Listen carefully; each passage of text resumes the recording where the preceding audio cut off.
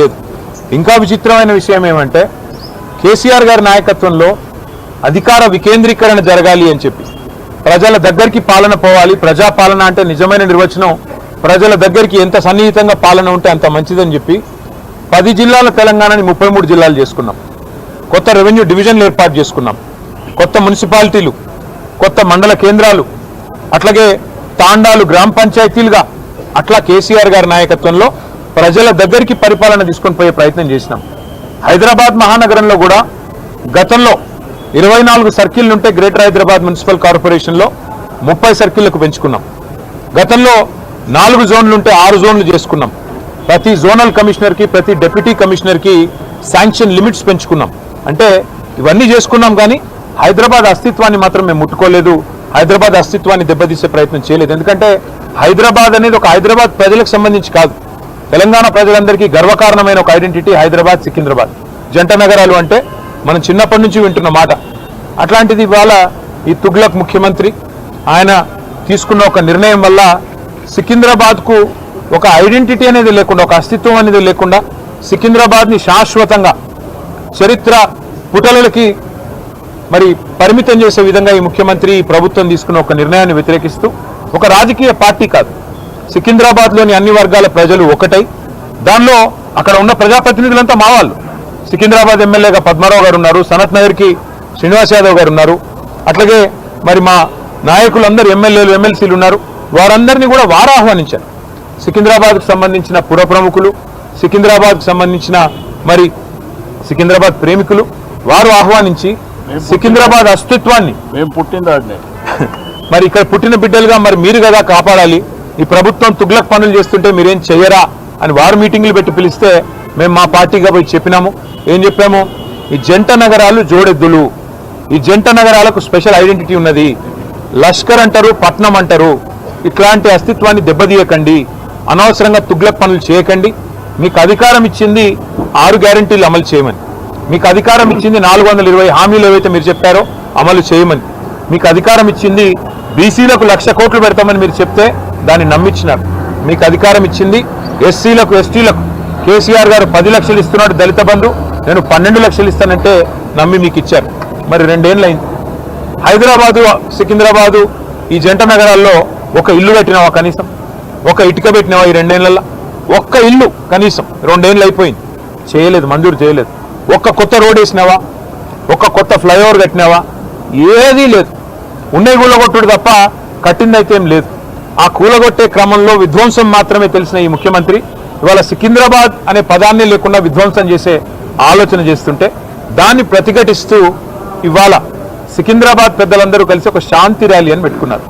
దానికి మమ్మల్ని అందరినీ ఆహ్వానిస్తే ఇవాళ ఉదయం అందరం తెలంగాణ భవన్లో సమావేశం అవుదాం, ఇక్కడ సమావేశమై మన గౌరవ ప్రజాప్రతినిధులందరం కూడా కలిసికట్టుగా పోదాం, సంఘీభావం చెప్దామని చెప్పి మేమందరం ఇక్కడ చేరుకున్న తర్వాత మాకు తెలిసింది శ్రీనివాస్ యాదవ్ గారిని హౌస్ అరెస్ట్ చేసే ప్రయత్నం చేస్తున్నారు, పద్మారావు గారిని హౌస్ అరెస్ట్ చేసినారు, మిగతా మన కార్పొరేటర్లని, మిగతా మా నాయకులని దాదాపు 8,000 మంది మా సోదరులని, సోదరిమణులని ఎక్కడి వాళ్ళని అక్కడ అరెస్టులు చేస్తూ ఉన్నారని చెప్పి ఇక్కడికి వచ్చిన తర్వాత తెలిసింది.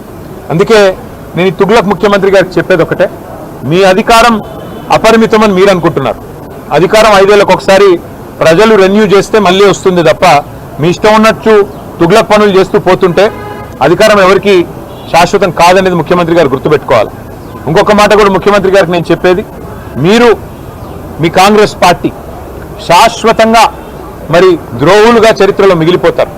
తెలంగాణ అస్తిత్వాన్ని దెబ్బతీసిన ద్రోహులుగా, తెలంగాణ తల్లిని రూపమాపి కాంగ్రెస్ తల్లిని ప్రతిష్ఠించిన ద్రోహులుగా, తెలంగాణ సంస్కృతిని, తెలంగాణ అస్తిత్వానికి చిహ్నమైన కాకతీయ కళాతోరణాన్ని, చార్మినార్ని, తెలంగాణ ఆడపడుచులకు అత్యంత ప్రీతిపాత్రమైన బతుకమ్మని, వీటిని దెబ్బతీసిన ద్రోహులుగా నీ ప్రభుత్వం, నీ పార్టీ నిలబడిపోతుంది.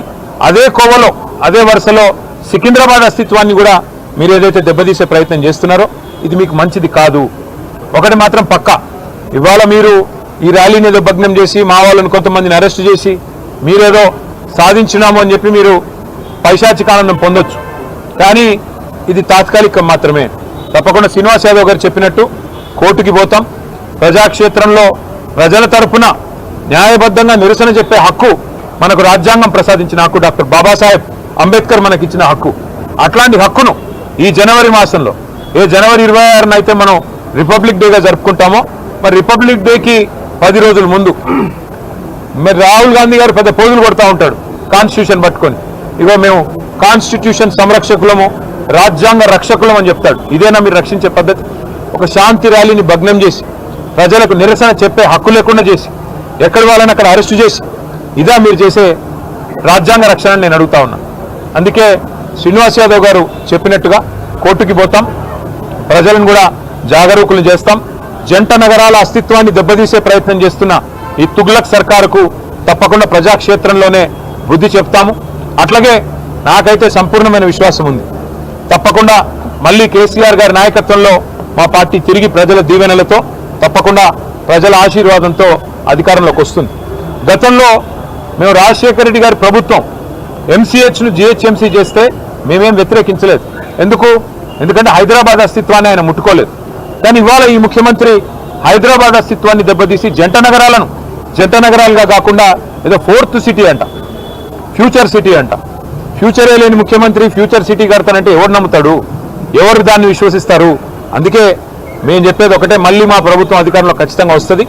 గతంలో 33 జిల్లాలు ఏర్పాటు చేసింది కేసీఆర్ గారి ప్రభుత్వం. 10 జిల్లాలు ఉన్న తెలంగాణని 33 జిల్లాలు చేసింది కేసీఆర్ ప్రభుత్వం. ఒకవేళ సికింద్రాబాద్ ప్రజల మనోభిష్టమే అయితే, సికింద్రాబాద్ ప్రజల మనోభిష్టం సికింద్రాబాద్ జిల్లా కావాలన్నదే ఉంటే, తప్పకుండా మరొక జిల్లాగా సికింద్రాబాద్ని కూడా ఏర్పాటు చేసే దిశగా మా ప్రభుత్వం వచ్చిన తర్వాత ఆలోచన చేస్తాం. ఈ ముఖ్యమంత్రి గారు ఉన్న జిల్లాలు తీసేస్తా అంటున్నాడు. ఆయన కోపం ఏందో, ఆయన బాధ ఏందో మాకైతే అర్థం కావట్లేదు.